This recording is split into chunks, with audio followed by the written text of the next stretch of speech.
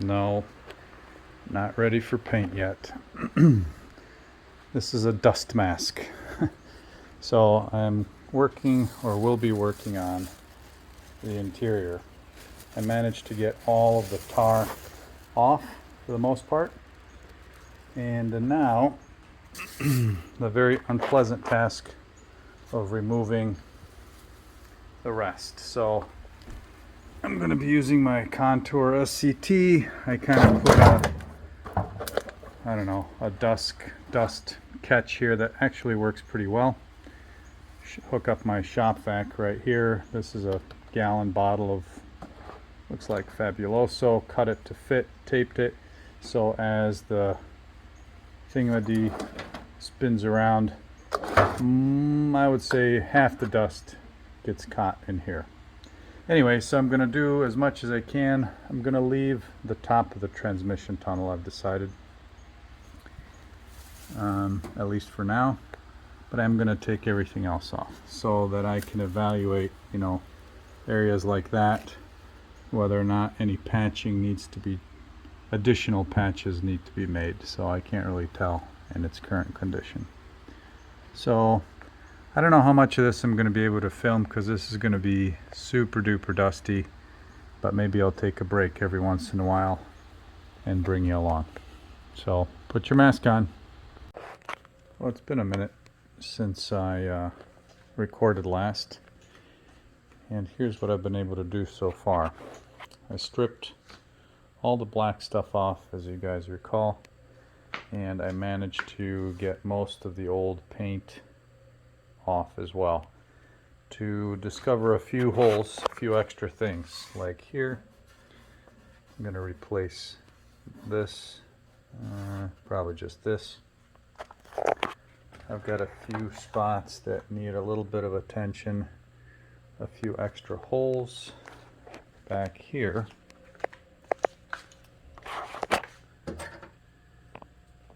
I cut that out. Back wasn't too bad. Whatever this fastener was, there's a hole there.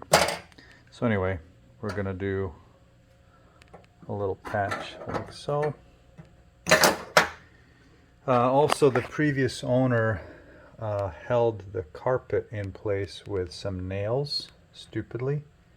And so there's a hole there, and along the top of the wheel well. Same on this side here, and all around along the top. These holes here are for the chrome little strips that hold the carpet down. And I'm debating on closing those off, because I think what I'm going to do, I am going to carpet this at some point, but I don't know if I want those chrome strips in there, so I might just plug all these and weld them up. So not sure yet. Also, if we look here under the old seam sealer, which is pretty crusty, got a little bit of rust, and I'm assuming that goes all the way around. And boy, I hate to take all that stuff off, but if I've gotten this far,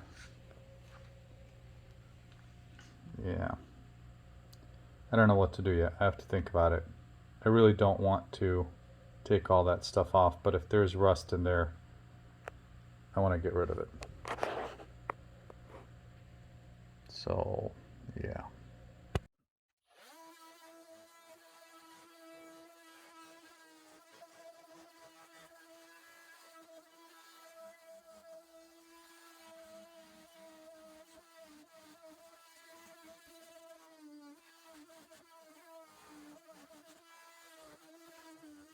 Perhaps more interestingly is what's underneath it. So let's see if we've got some rust or what we have underneath.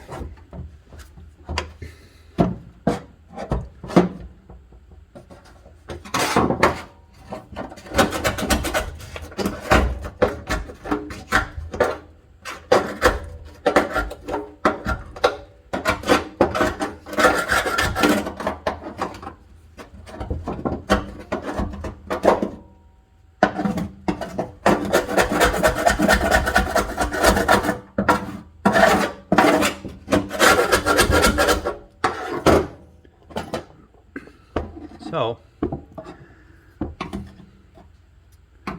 this trailing edge here, there was a hole here from the previous owner. Like I said, he nailed the carpet in here, up here, every 6 inches or so. So I'm guessing water got in here underneath. But over here looks reasonably clean over here. Sorry about the light. So I'm happy with that. I'm going to continue off camera. If I find any surprises, I'll bring you back. Some of you guys didn't believe me when I said the previous owner nailed the carpeting in. You see that? That's a carpet. Let me get some pliers, I'll show you. This was right on the edge of the seam sealer, so I found it with my tool.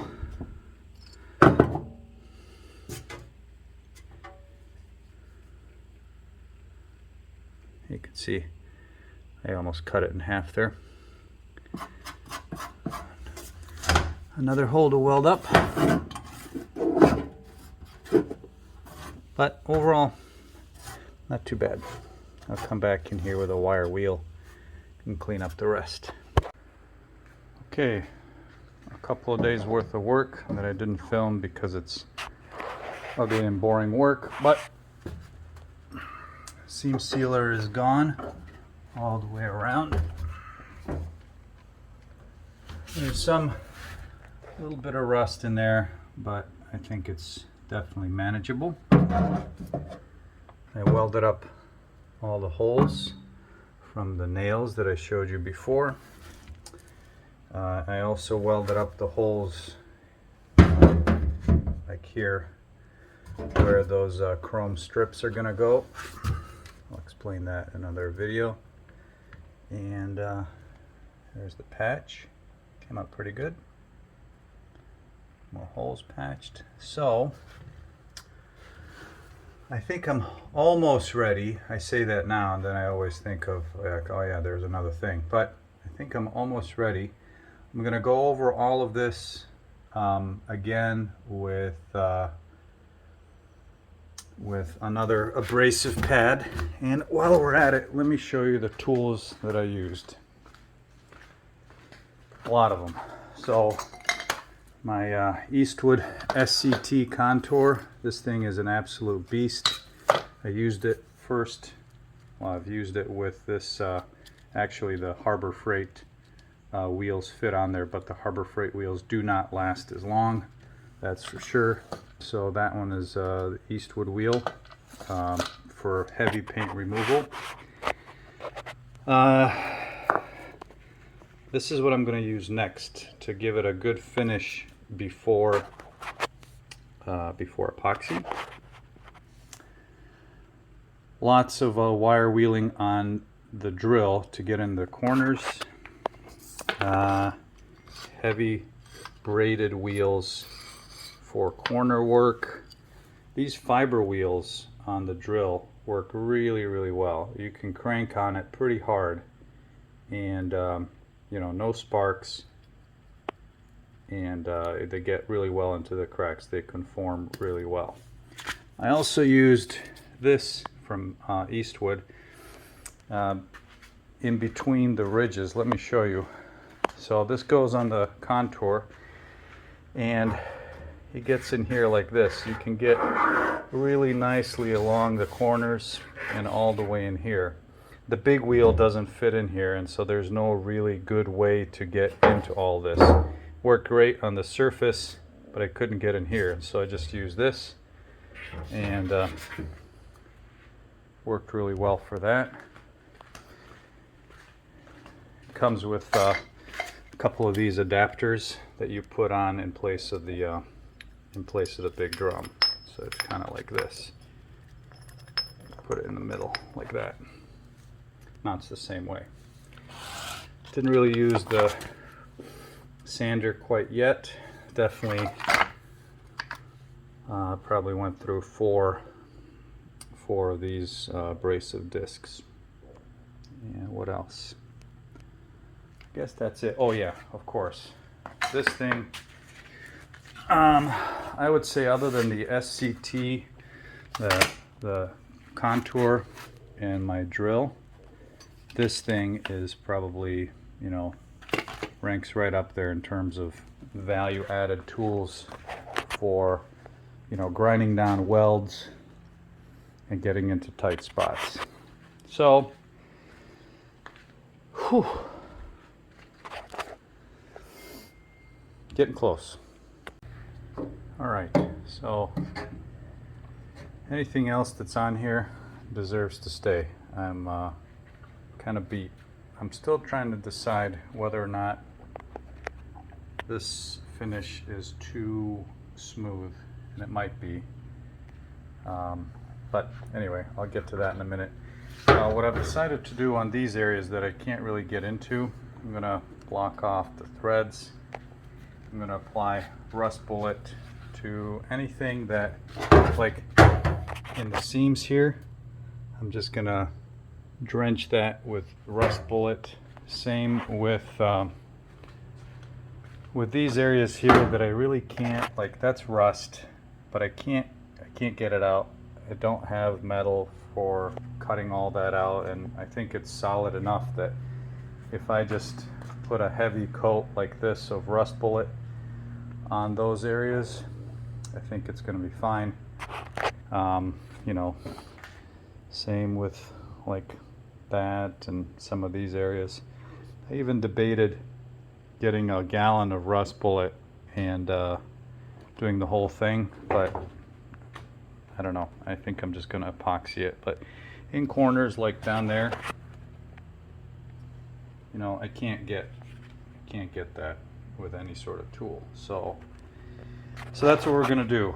I'm just going to apply it with a brush and just kind of smooth it out. I've decided that after epoxy, I'm definitely going to raptor line the bed, and probably so the floor, not the whole transmission tunnel, basically what's over there, and the wheel wells. So let me get some surface prep, some cleaner, and get to painting.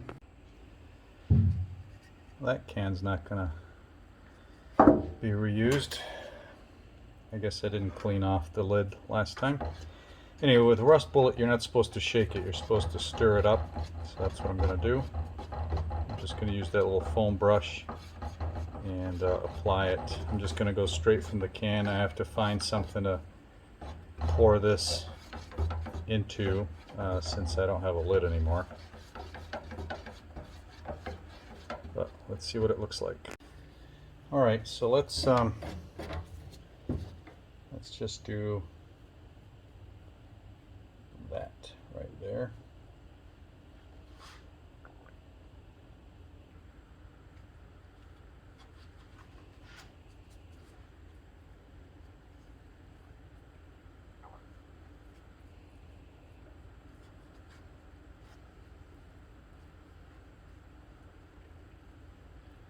Looks pretty good.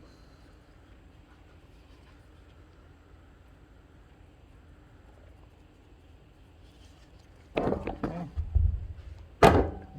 Here.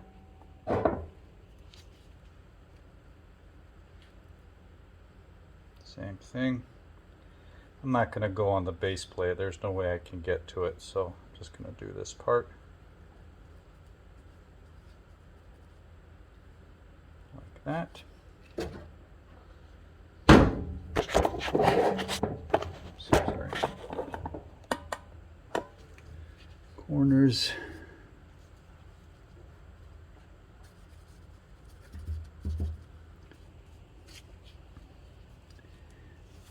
Welds. That sort of stuff. You get the idea. So let me finish this up, this section here. And when I get to something that's a little more interesting, I'll bring you back. Well, inadvertently, I'm painting the whole thing with rust bullet, and hopefully I have enough. Got about a quarter of this left. Seems to be going all right.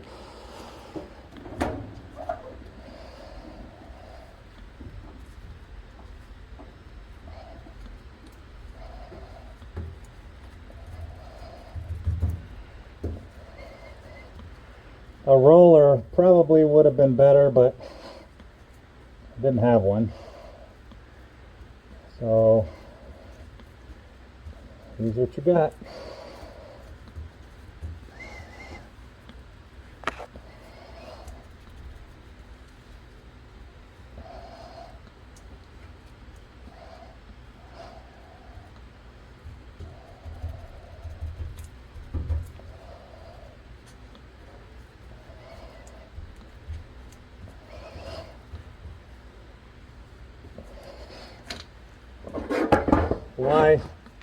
Why a rust bullet?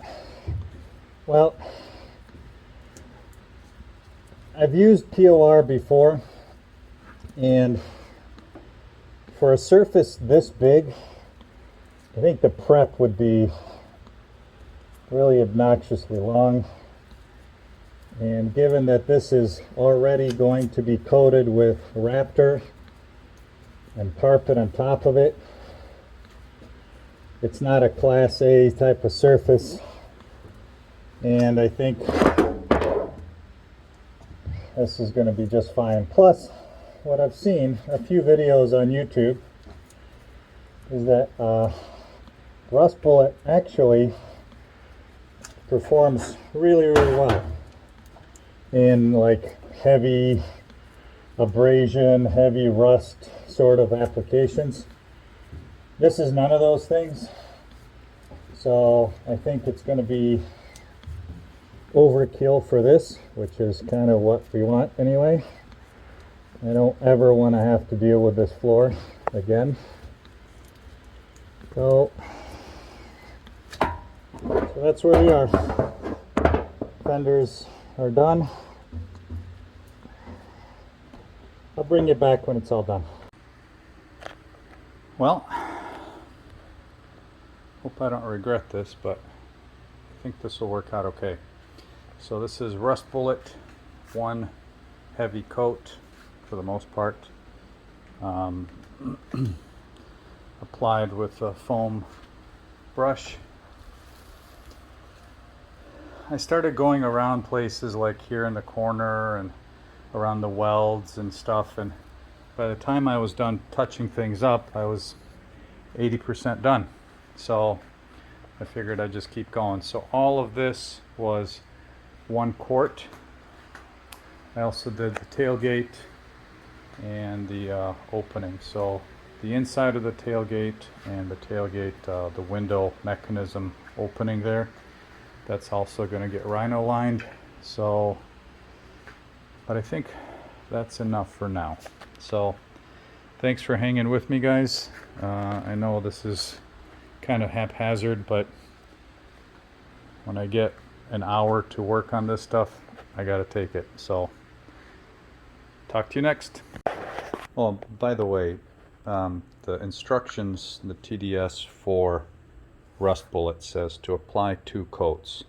I do intend to do that. I just don't have any right now, and so I'm gonna end up having to scuff all of this to do a second coat. The reason they say a second coat is required is, if I remember correctly, they say it'll get down into the metal and sometimes it'll off gas, and as it's off gassing it might leave some porosity which allows moisture in. I don't think that's that significant for me because I am gonna coat all of this with Raptor, but I'm gonna follow the TDS and apply a second coat. They say don't use a foam roller because I think a foam roller will end up kind of bubbling things. They say to use a 3/8 inch nap roller or brush or spray. And I don't know, I might, if I can do a good job masking everything, I might end up spraying it, because within let's say 6 hours after that, you can you can apply a top coat, which is what I might do without having to scuff it again, just in case anybody was paying attention to the TDS. So that's it.